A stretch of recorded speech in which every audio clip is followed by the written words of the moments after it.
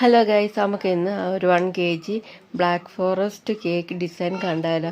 ഇതൊരു customised cake design ആയിരുന്നു. ഈ ഒരു ഓർഡർ നമുക്ക് വന്നിരിക്കുന്നത് എറണാകുളത്ത് നിന്ന് ആൻ്റണി ചേട്ടനായിരുന്നു. ആൻ്റണി ചേട്ടൻ്റെ ആൻറ്റിയുടെ ബർത്ത്ഡേക്ക് സർപ്രൈസ് ആയിട്ട് കൊടുക്കാൻ പറഞ്ഞിട്ടുള്ളൊരു ഓർഡറായിരുന്നു. നമുക്ക് ഈ കേക്ക് ഡെലിവറി ചെയ്യാനുള്ളത് പത്തനാപുരം പള്ളിമുക്ക് ആ ഒരു ഭാഗത്തായിരുന്നു. അപ്പം നമ്മളിവിടെ കേക്ക് ബേക്കൊക്കെ എടുത്ത് സെറ്റ് ചെയ്തെടുത്തിട്ടുണ്ട്. ഇനി നമ്മളിതൊക്കെ ക്രം കോട്ട് ചെയ്തെടുക്കാൻ പോകണം. അതിന് വേണ്ടിയിട്ട് ഒരു ബേസിലേക്ക് കുറച്ച് ക്രീമൊക്കെ സ്പ്രെഡ് ചെയ്ത് കൊടുത്തതിന് ശേഷം ഫസ്റ്റ് ലെയർ വെച്ച് കൊടുത്തിട്ട് ഷുഗർ സിറപ്പ് വെച്ച് ഒന്ന് വെറ്റ് ചെയ്ത് ക്രീം സ്പ്രെഡ് ചെയ്തിട്ട് ഇതിന് ഫില്ലിങ്സ് ആയിട്ട് നമ്മൾ കുറച്ച് മിൽക്ക് മെയ്ഡും ഡാർക്ക് ചോക്ലേറ്റ് ഗ്രേറ്റ് ചെയ്ത് കുറച്ച് ചെറീസുമാണ് ആഡ് ചെയ്ത് കൊടുക്കുന്നത്.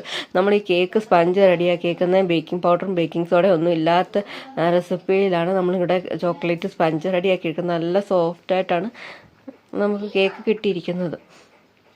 അതിനുശേഷം അങ്ങനെ 3 ലെയർ ഓരോന്നായിട്ട് നമ്മൾ സെറ്റ് ചെയ്തതിന് ശേഷം നമ്മൾ ഫുള്ളി ഒന്ന് ക്രം കോട്ട് ചെയ്ത് ഫിനിഷ് ചെയ്തെടുക്കുന്നുണ്ട്. അതിന് ശേഷം സൈഡിലൊക്കെ ഒന്ന് ക്ലീൻ ചെയ്തെടുത്തതിന് ശേഷം അതൊരു 10 മിനിറ്റ് ഫ്രീസറിൽ വെച്ച് സെറ്റ് ചെയ്യാൻ എടുക്കുന്നുണ്ട്.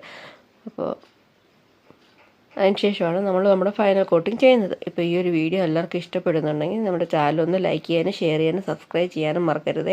ഈ ഒരു ഡിസൈൻ എന്ന് വെച്ചാൽ ഞാനൊരു 3-4 പ്രാവശ്യം ഞാൻ നേരത്തെ തന്നെ ചെയ്തിട്ടുള്ള ഡിസൈനായിരുന്നു കസ്റ്റമർ ചൂസ് ചെയ്തിട്ടുള്ളത്. അപ്പോൾ നമുക്ക് ഫൈനൽ കോട്ട് ചെയ്യാൻ വേണ്ടി ഒരു പൈപ്പിംഗ് ബാഗിലേക്ക് കുറച്ച് ക്രീം എടുത്തതിന് ശേഷം അത് നമുക്ക് നമ്മുടെ കേക്കിലേക്ക് സ്പ്രെഡ് ചെയ്ത് കൊടുക്കുന്നുണ്ട്.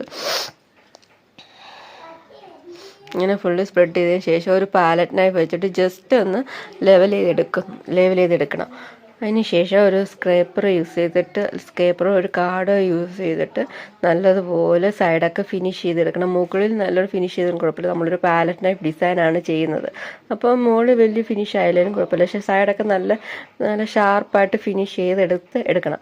അതിന് ശേഷം നമ്മൾ എന്താ ചെയ്യുന്നുണ്ട്, ഒരു പാലറ്റ് നൈഫ് വെച്ചിട്ട് ഒരു ഡിസൈനാണ് നമ്മൾ മുകളിൽ പാലറ്റ് നൈഫ് വെച്ചിട്ട് ഒന്ന് വരച്ചു കൊടുക്കുന്നുണ്ട്. അങ്ങനെ ഫുള്ളും വരച്ച് മുകൾ ഭാഗം സെറ്റ് ചെയ്തെടുക്കേണ്ടതുണ്ട്.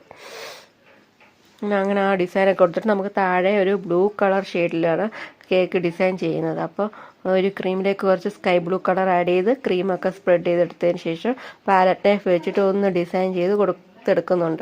അങ്ങനെ ഫുള്ളി ഡിസൈൻ ചെയ്തെടുത്തതിന് ശേഷം കുറച്ച് ബ്ലൂ ഷുഗർ ബോൾസും കുറച്ച് ബട്ടർഫ്ലൈസൊക്കെ വെച്ച് കൊടുക്കണം. നമുക്കിവിടെ പേര് എഴുതാൻ പറഞ്ഞേക്കുന്നത് ഹാപ്പി 18th ബർത്ത്ഡേ അവർ ഡിയറസ്റ്റ് ആൻറ്റി എന്നായിരുന്നു. അങ്ങനെ നമ്മൾ ഒരു ഫോണ്ടൻറ്റിൽ ആ പേരൊക്കെ എഴുതി നമ്മുടെ കേക്ക് ഇവിടെ ഫുള്ളി സെറ്റ് ചെയ്തെടുത്തിട്ടുണ്ട്, കംപ്ലീറ്റ് ചെയ്തെടുത്തിട്ടുണ്ട്.